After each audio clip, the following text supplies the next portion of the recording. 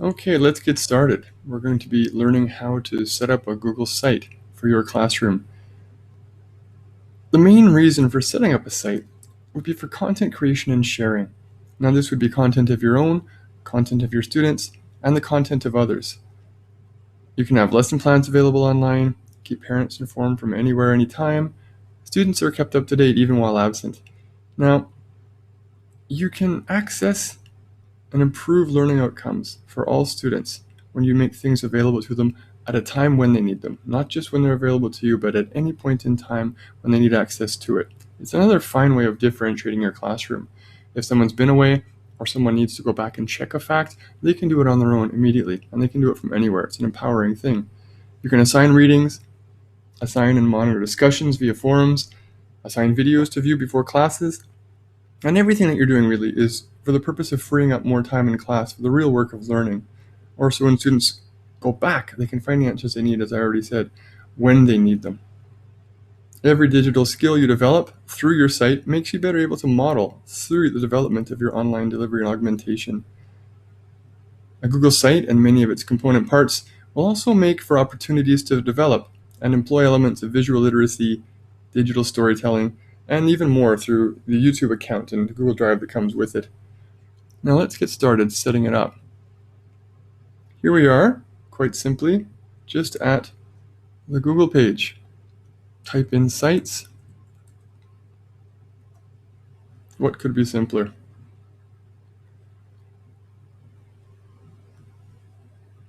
We're going to go through initial sign up, talk about navigation and setup basics, and then we're going to get into the nitty gritty further down the pike here. Now what I've done actually is I've set one up already. What you do is you go into create. You'll find this page here where you have a blank template. This is where you put a name for your site as well. This is where you're going to be putting in the URL. You have some flexibility there for your domain. Now keep this in mind, please, that when you choose a template, as opposed to starting from scratch, it may seem counterintuitive, but you're actually then going to find it gets messy later when you decide that, all right, I'm a little more confident now. I don't need this. I want to change the layout of this. It's just easier to start from the ground up, and that's what we're going to do. We're also going to map out our content navigation, and I would suggest doing that with a paper and pencil at first if you haven't. Actually, stop this video right now.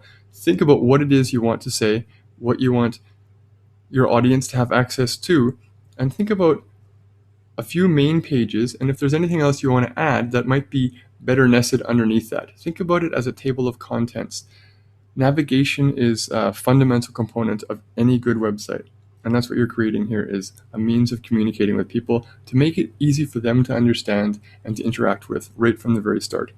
So back to we go here. You're going to choose a name, and you're going to choose yourself a domain. One that is not currently in use. This can be difficult sometimes. If you've got a Google Apps for your school as a domain set up already, might make it a little easier. Later on, we're going to get into adding content with editing functions. So we've done all that, and I actually have done all that already. So sparing you watching me type too much, you're going to end up with something that looks like this. Now, it's a nice blank white sheet. Very simple, easy to start with. So, moving right along, you've come back now, you've got your content navigation all mapped out, you've got a good idea what you want to do, always keeping in mind that you can go back and change it. If you look with me up here now, at the top right-hand corner, you see that we have these three menu items. Now these are the three we're going to work with for just about for everything, really, to get us started. This edits the page. Now when I say page, this is a page we're currently on. Everything you see here on the screen, this is your landing page, your blank front page. This next one here, as it clearly says, when you hold the icon over it, says create a page. So that'll add another page, which then we're going to have to work into our navigation. More on that as we get to it. And finally, this one, more actions. This is the real nitty-gritty stuff down here. We're going to talk about editing your site layout and managing your site later. There are a lot of different things that you can do using this particular functionality. So let's get started, shall we? Let's have you decide something to put on here. I'm going to ask you to please click on the Edit Page button. And you'll notice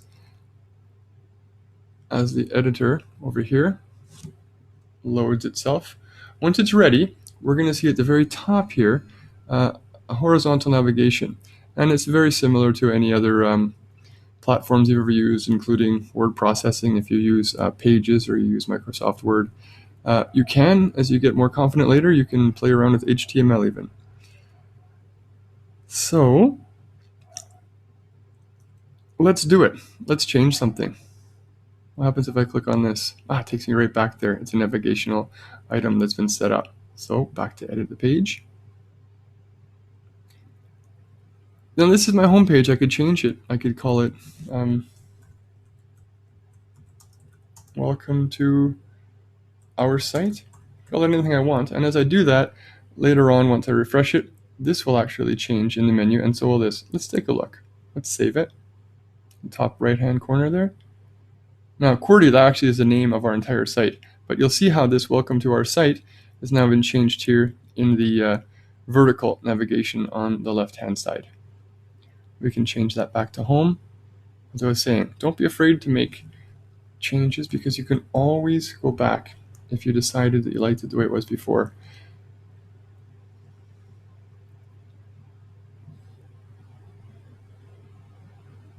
All right. You see this here?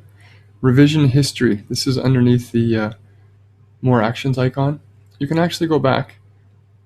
If you come back home one night and think, you know what, I loved this site so much better yesterday, you can go back and put it the way it was yesterday. That's just fine. These are some more of the functionalities we'll be looking at later when we get into more of the nitty-gritty. Now, I want you to now start adding some content here. This is a landing page, so people need to know what it is. Go back into the editor. You can pause this right now, or you can watch along with what I'm going to do. You can just start typing away. Again, just stick with the good old-fashioned welcome. This is the site where, and you have to fill in the blanks because this is what you're making, this is what you're doing. I would say that you can go in here and you can change the fonts. You can change the sizes over here.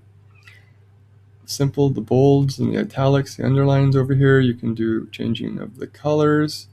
You can do changing of the background if you like. Get into it. See what you want to do. Add some content to it. We're then going to save it. And you can see here that your changes have been saved. That's the way it looks once you send it out there to the world. You go to share here. Right now, this is just people in my organization and our domain that have access to it. But if you click on that, you can change that to sharing to whoever you want in the entire world. That, however, is another lesson. So, thank you very much. Let's take a break now and see how you do on the quiz.